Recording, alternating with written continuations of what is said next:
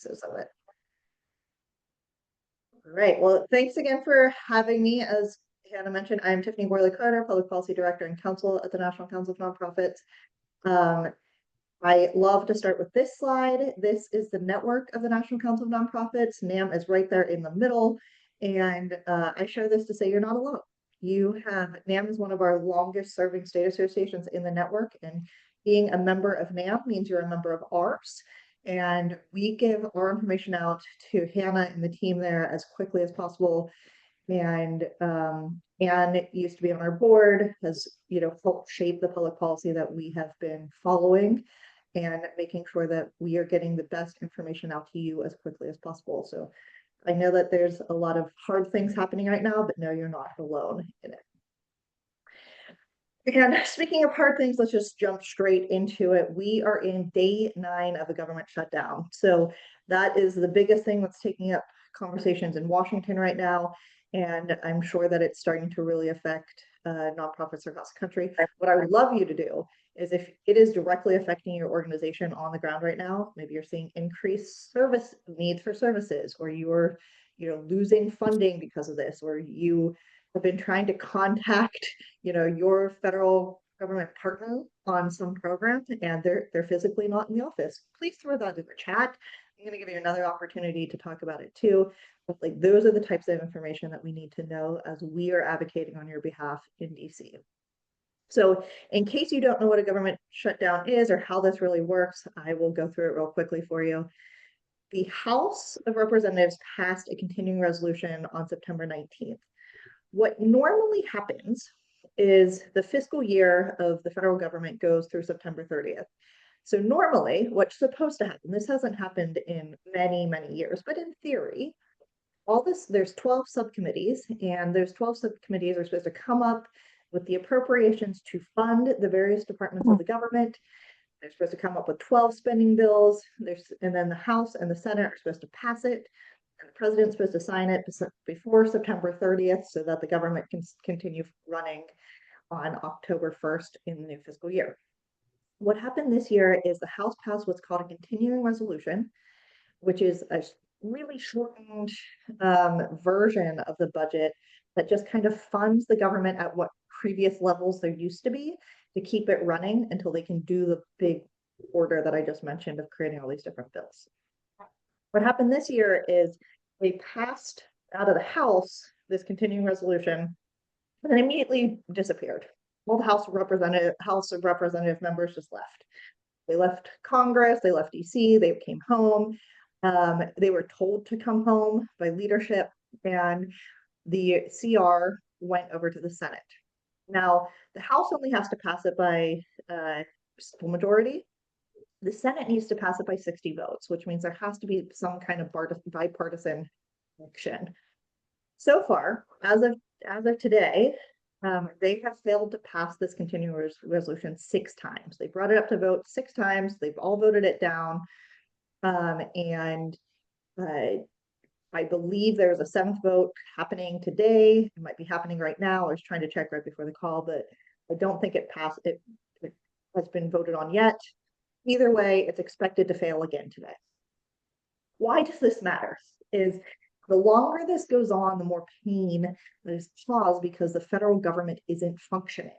And whenever there is no budget, what that means is, quote, non-essential workers, federal workers, are sent home and they're furloughed and they don't work. Essential workers work without pay until this thing is passed. So that's where we're at right now. And the longer this goes on, the longer there's pain that's happening.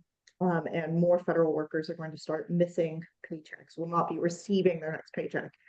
The big thing about this is military paychecks will be held come October 15th. And so all of our active military personnel will not receive a paycheck on October 15th if this doesn't get passed. So we're in this impasse. Both sides of the aisle are pointing at each other.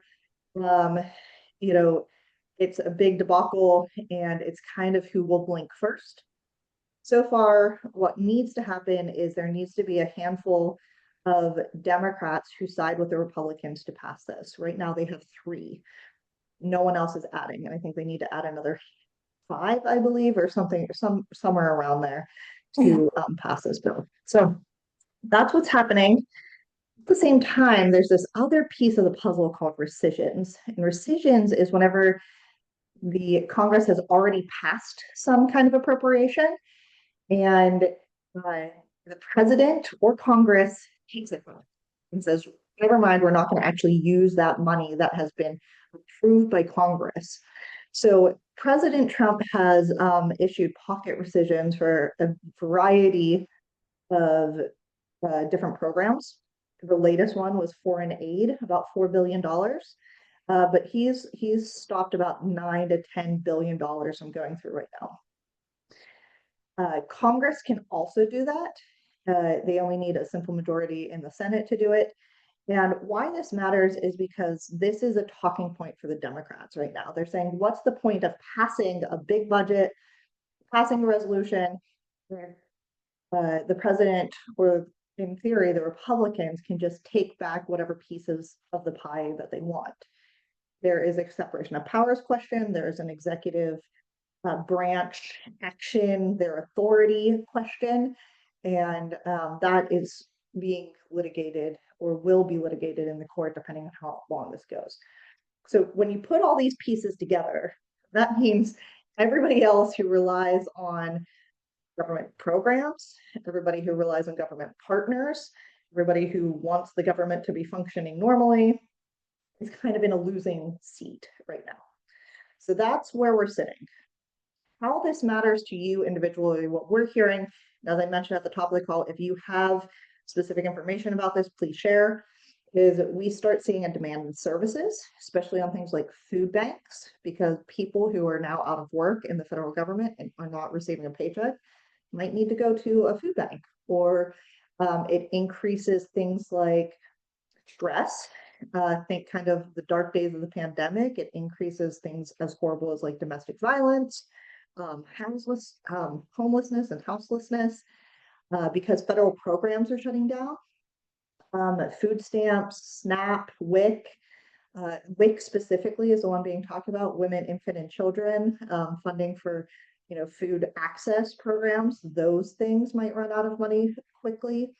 And so those are the types of stresses that we start seeing that we know that you as individual nonprofits on the ground serve every day. The other big thing is about a quarter of nonprofits have federal government grants and contracts. About a third of all federal, or a third of nonprofit revenues are run through government grants and contracts in all 3 levels of government. And a lot of those funding streams get frozen, delayed, stopped during government shutdowns. This includes through money. So maybe you have a state contract, but it's actually federal funding that comes down through the states. That starts drying up or starts being paused. And so, you physically don't have someone to call when this is happening. This puts pressure on philanthropy to fill the gap. And if you put all philanthropy together in one bucket, all the amount of it total would not be able to fill how much government grants and contracts make up in nonprofit revenues. So because of that, there's this slash of just like philanthropy literally can't fill that gap. The last thing is there's court delays. So there are 430 some lawsuits right now dealing with the executive orders, some including federal grants and contracts, including the 2 that we NCN have filed. The courts are now being asked to delay decision making because Department of Justice attorneys are being furloughed. So there's literally not an attorney to be following this case. So those are the types of impacts we're seeing. We'd love to hear more from you. We do want to tell you like some checklists of things that you should be thinking about. If you have a government grant contract, start reviewing it, seeing the terms of it, seeing what kind of flexibility you can have. If you do have partnerships with philanthropy, if philanthropy is on this call, please reach out to your grantees and see what they need. Make some plans for operations and services. Don't be afraid to communicate the harm, the pain, and what's really going on. That's really helpful from an advocacy standpoint, but it's helpful to just be transparent in what's being needed too, whether that's with grantors or with, partners, other nonprofits. How can you partner together?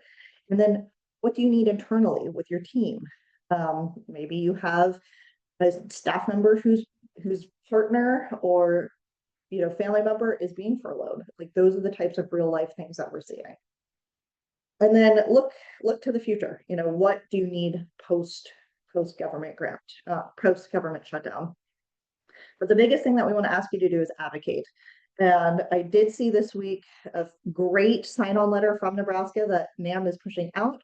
I'm sure Hannah has the link to it. I don't have a link, but I'm sure she'll throw it in the chat. That is something that we highly recommend you do. This is Nebraska specific. It talks about your organization, your state specifically, and it's going to hit your members specifically. So I definitely encourage you to sign on to that. And then Congress is still open, even though the government shut down. Members of Congress are still taking phone calls. Their staff is still in. Feel free to reach out to them and tell them how this is affecting you. And then tell us as well. We, NCN, are collecting stories. I think we have over 1,000 stories right now that we're trying to come up with trends and show the harm that's being done so that we can advocate on your behalf as well. All right, so that's the big thing with shutdown. I'm going to move into two other things that Hannah asked me to talk about, namely the Johnson Amendment and public service loan forgiveness. And then we'll go into questions, and there are other things happening in DC as well that I'm happy to chat about if you have other questions. But the Johnson Amendment, this is a huge issue for us. We say it's our first, second, number 3, number 500th issue. It's the issue we will die on the Hill for. And what it is it's the provision of 501c3 that requires nonprofits to be nonpartisan. Named after Senator Johnson, then Senator Johnson, who became President Johnson in the 60s. But the bottom line of what it does is it requires nonprofits to be nonpartisan. It was signed by President Eisenhower. It was strengthened by President Reagan. And it is the section of 501c3 that we all like to say that we live and breathe in. If you've heard me on webinars, if you've heard me on calls before, you've probably heard this before, but I want to make sure that this really gets through because it's really important. You don't need to read this. This is the literal statute in the Internal Revenue Code talking about why you are a 501c3 and a member of NAM. The Johnson Amendment is the last provision in it. It only deals with prohibiting the participation in or the intervention of any political campaign on behalf of or in opposition to candidate or public office. What that boils down to is you as a nonprofit, you as a 501c3 cannot support or oppose a candidate for public office, meaning you as a representative of your organization cannot go and sign wave or wear a shirt that says vote for Taylor on it and say that my organization supports Taylor. That's all it says. Pretty simple. We all know you live in it and abide by this every day. This allows you to have tax exemption and receive tax deductible donations. It's a pretty stringent, pretty clear line. What it does not do, it does not go into issue advocacy. It allows you to lobby. Everyone can and should lobby and advocate. I know that you have fantastic people on this call and in your circles that deal with things like ballot measures and explain the difference between education and information, making statements about actions, doing voter and civic engagement. All of that is still permitted under the Johnson Amendment. You as an individual do not lose any rights. You just have to take off your position as an employee of a nonprofit, and then you can go do whatever you want on a campaign. All it says is that you cannot support or oppose candidates for public office. You can't use money, time, or resources to do this. Why this matters so much right now is because there are various actions by the executive branch to look into this prohibition. They're trying to weaken it in various ways or eliminate it. It is still good law. It is still an action by the legislature, by Congress. It is still statute. So these other things happening in the executive branch, they're trying to use it to try to find ways to weaken it. The biggest one is last week, Treasury came out with there's a typo on that. It's supposed to be priority guidance plan. And one of the provisions in that guidance plan says that they're looking into this prohibition. We don't know what that will look like, but they're going to try to issue guidance. You can't eliminate it through an executive action. It takes an action from Congress, but they're trying to do things like, how do we define what is partisanship? And those are the types of things that we're taking a look at, and we will definitely be taking action on from NCN. The other thing that's happening is there is several court cases, the biggest one being national religious broadcasters right now. And it is a court case out of the Eastern District of Texas. And there is a proposed settlement agreement between two churches, specifically in the IRS, to allow churches, those two specific churches, to engage in partisan activities. What the proposed agreement would say is, it says the IRS would not enforce the Johnson Amendment against just those two churches. No one thinks that it would just be limited to those two churches. In reality, this is something we're concerned about, the spread of it. And so we're trying to figure out how to keep it as limited and as contained as possible.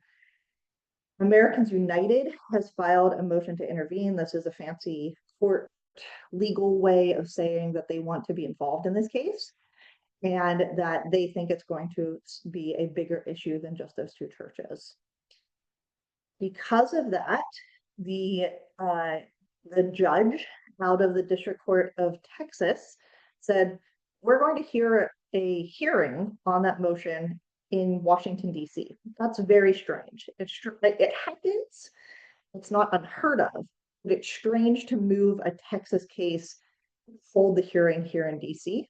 And we think that that's a sign that this judge is taking it really seriously and wants to be seen as, making a mark on the Johnson Amendment. So that's going to happen on November 7th. I will be there, and we'll find out more then. The last thing I was asked to talk about is public service loan forgiveness, PSLF. This is a huge issue. It's a very personal and, a extremely important provision or program in my life. What this is it allows all employees of 501c3s specifically that have federal loans to receive forgiveness of the remainder of those federal loans after 120 payments. It's a really big deal. It started in 2007, and a lot of people have received a lot of forgiveness under it. The idea is, if you dedicate, a portion of your career, a decade of your career to public service, you have earned forgiveness under this program. There is concerted effort right now out of the executive branch to limit which organizations qualify for this forgiveness. And that is very, very problemsome, because under the statute, all 501c3s qualify. It doesn't matter what your title is. You can be the CEO, the executive director of it. You can be, a secretary. It doesn't matter. If you work for a 501c3, the roles or responsibilities and the title of the position don't matter. It also doesn't matter who you serve, what that organization does, what subsector it's in, which issue area you are engaged in. What is happening, though, is under these various actions, they're trying to limit and say that groups that do immigration services, work in LGBTQ areas, they should not qualify. They're trying to tie this to things like terrorism, illegal discrimination, unlawful actions. As we all know, that is a very wishy-washy, incapable to understand what that really means in real life. And the statute is very clear that all 501c3s qualify. So there was a hearing at the beginning of June on this, and trying to restrict which C3s qualify and which organizations should be restricted out of it. They opened up the comment period for rulemaking for these restrictions. and there have been over 13,000 comments. And so we submitted comments, and there is pretty high possibility that these rulemaking restrictions will be challenged in court. So that was a lot of information in a pretty short period of time. I am going to stop sharing my screen now and go back to talking with Hannah and seeing what kind of questions I get. And that was just 3 specific things. So I know that there's a lot of other things going on in DC that I'm happy to hit on as well, depending on where participants want to go. So hit me up. Thank you, Tiffany. We have one question in the chat right now. If you have questions, feel free to put them in the chat, or like always, you can come off mute and ask them directly if you would like. But we had one question, not sure if you can answer this, but if you can, will Social Security and Medicare be affected by the shutdown? Medicare cuts being automatically cut because of the deficit. So I'm going to level set with you. I am not a Medicare or a Social Security expert by any stretch of the imagination. With that said, my understanding is Social Security and Medicare are still open and are still functioning, maybe at a smaller, with a smaller staff. We do have, and I will find it and throw it in the chat momentarily, a breakdown of the different departments and what their contingency plans are, and you can check that out. As for the automatic triggering of the deficit, I have no idea how that all functions. What I do know is tangentially related, so not Medicare and Social Security specific, but when it comes to like healthcare and specifically benefits under the Affordable Care Act, that is what the Democrats right now are trying to negotiate as part of the shutdown. So that's what they want to get approved for extensions of in order to open the government back up. So that's not quite the answer that you're looking for because I don't know the details, but that is definitely the space that we're looking at right now in the negotiations. Okay. I am going to go ahead and stop recording just in case folks don't want their questions recorded. So I'm going to stop that.